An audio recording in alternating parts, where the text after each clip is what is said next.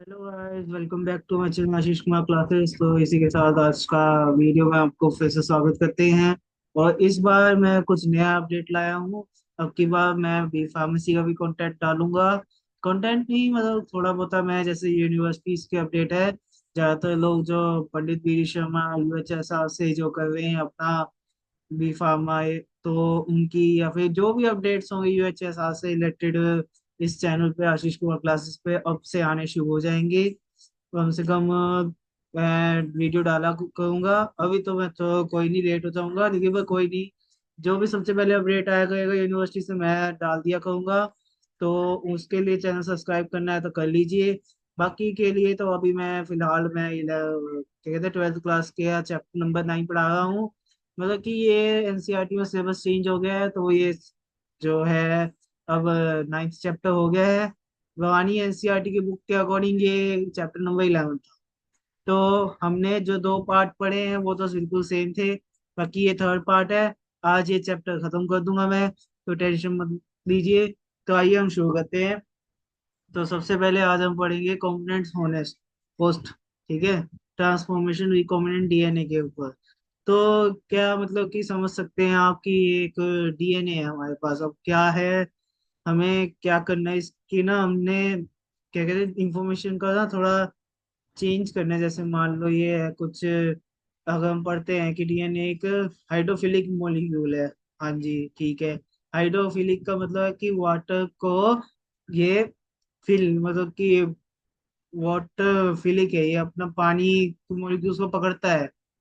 तो ये सेल में, मतलब कि पानी से डरता है, तो ये सेल पास के अंदर नहीं जा पाएगा डीएनए। तो क्या हुआ, बैक्टीरिया अपना पास में हो गया, जो ये है कंपोनेंट चाहिए उसको कुछ लेके जाने के लिए। बैक्टीरिया को जैसे मान लो हम कुछ नया बैक्टीरिया बनाए हैं, तो उसके अंदर हम जो डीएनए उसको ट्रांसपोर्ट कैसे करेंगे। तो हम देख सकते हैं क्या करते हैं इसमें। मैं एक मिनट रुक जाओ, क्या करेंगे।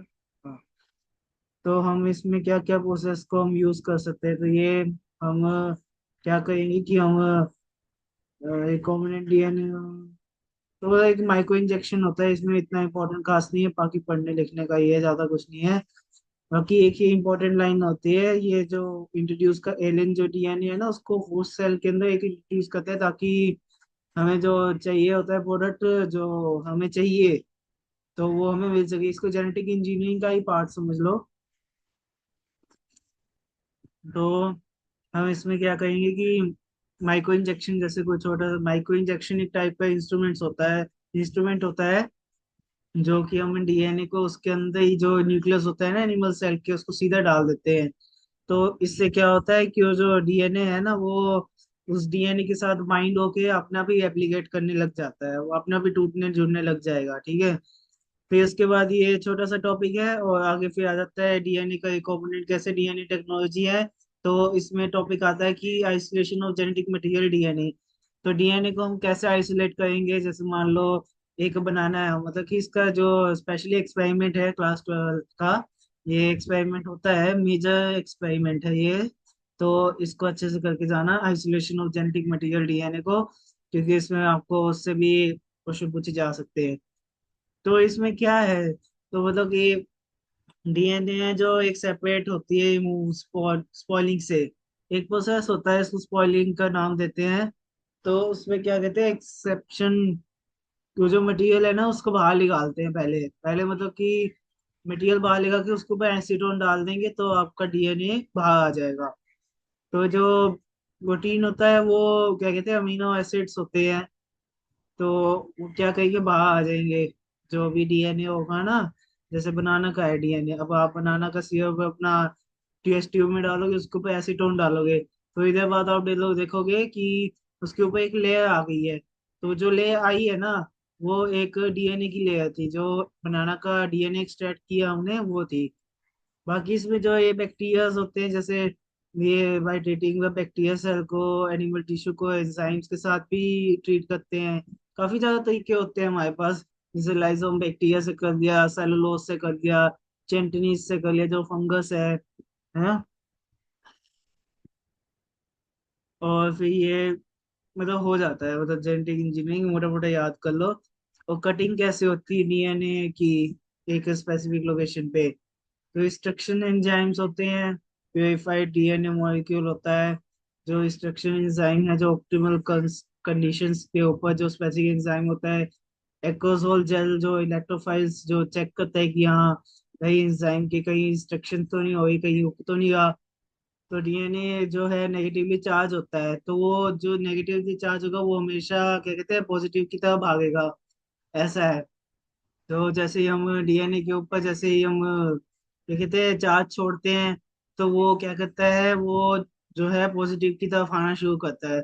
अब जैसे वो पॉजिटिव की तरफ आने लगेगा, नेगेटिव है क्योंकि पॉजिटिव अट्रैक्ट करेगा, जैसे वो पॉजिटिव के पास आएगा हम उसकी स्पीड नापेंगे कि हाँ भाई वो कितनी तेजी से आ रहा है, या वो कितने इंस्ट्रक्शंस उसके ऊपर लग रहे हैं कि हाँ एंजाइम के जो जीन ऑफ इंटरेस्ट है, ताकि हम उसमें से एक जीन ऑफ इंटरेस्ट जो हमें चाहिए वो हम निकाल सके। फिर एक पीसीआर होता है, पीसीआर तो आपने कोविड के टाइम पे बहुत सुना होगा।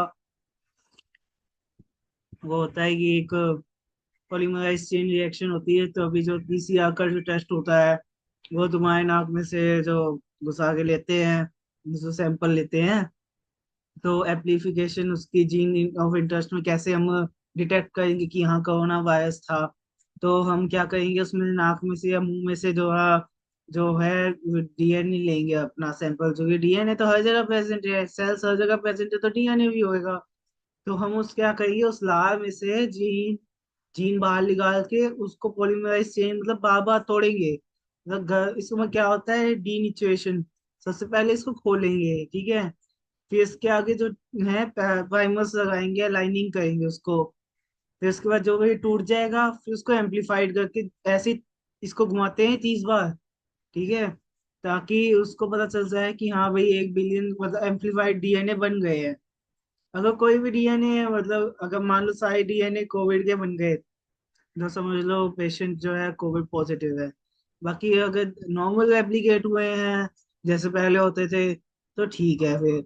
बाकी आगे का ये फिर ऐसे ही है, मतलब कि काफी ज्यादा थियोरिटिकल है, मैंने आपको अपनी तरफ से बता दिया जितना मुझे समझ आया था।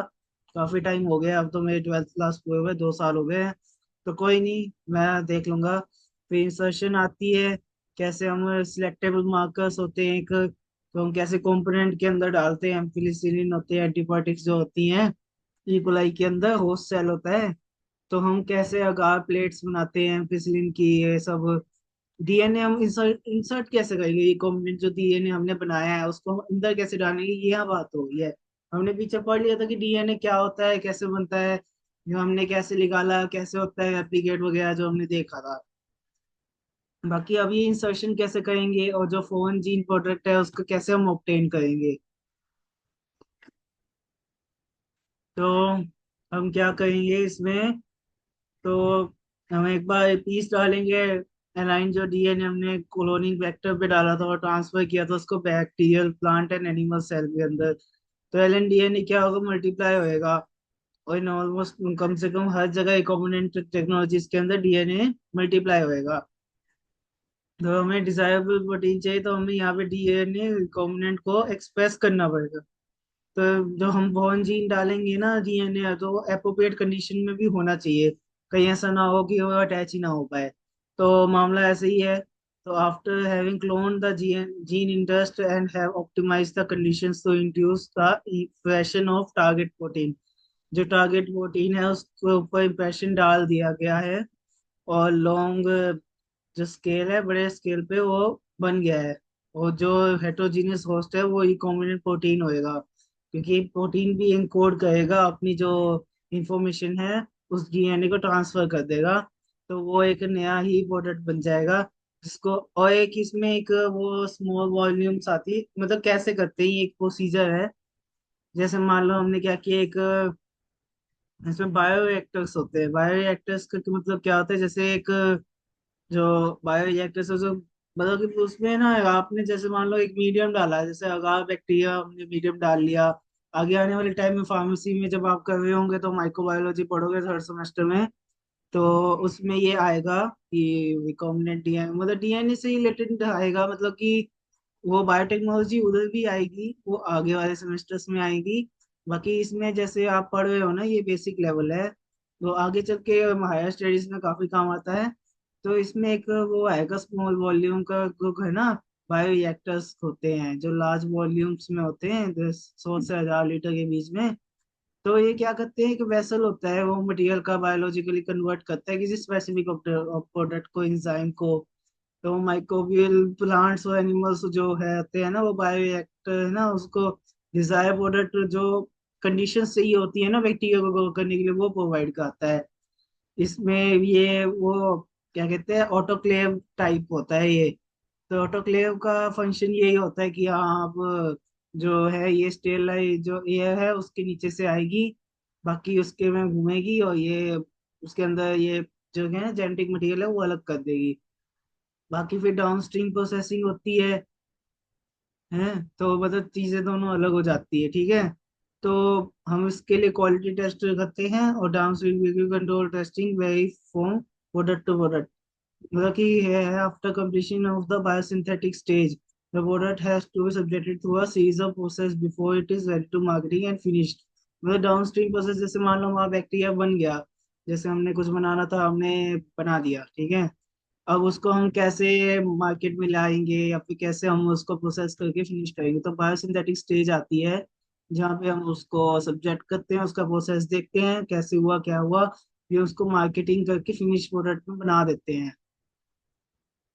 तो हम ये जो सेपरेशन और प्यूरिफिकेशन होती है, सबसे पहले ये प्रोसेस है, पहले क्या होगा, सेपरेट होएगा, फिर उसमें से जो एक्सट्रैक्ट है वो प्यूरिफाई होएगा, फिर उसके बाद जो बैक्टीरिया बनाना नया, उसको मार्केट में लाया जाएगा फिनिश प्रोडक्ट करके। तो बस ये है, बैक्टीरिया में ही इसमें इंजीनियरिंग है एक तरीके से जेनेटिक की, कि हमने डीएनए, जैसे मान लो मेरे पास एक पौधा है, तो हम उस पौधे के अंदर ऐसा क्या कर सकते हैं कि हाँ जो उसका फ्लावर है वो एक अलग खुशबू दे, या फिर उस फ्लावर जो नेचुरली उगता है वो एक ऐसा, जैसे पेड़ में ग्राफ्टिंग नहीं करते, वो ग्राफ्टिंग थोड़ी चीज अलग होती है, लेकिन भाई ये उसी से रिलेटेड होता है।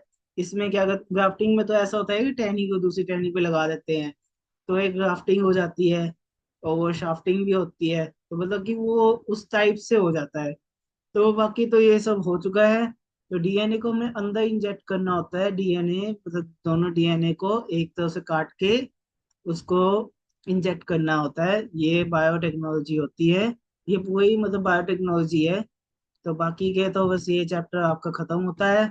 बाकी अगर आपको ये नई वीडियो अच्छी लगी हो तो प्लीज मेरे चैनल को लाइक कर देना, सब्सक्राइब कर देना, और आगे से यूनिवर्सिटी की को हर अपडेट आया करेगी इस चैनल पे। तो लाइक शेयर सब्सक्राइब कमेंट करना। Okay bye.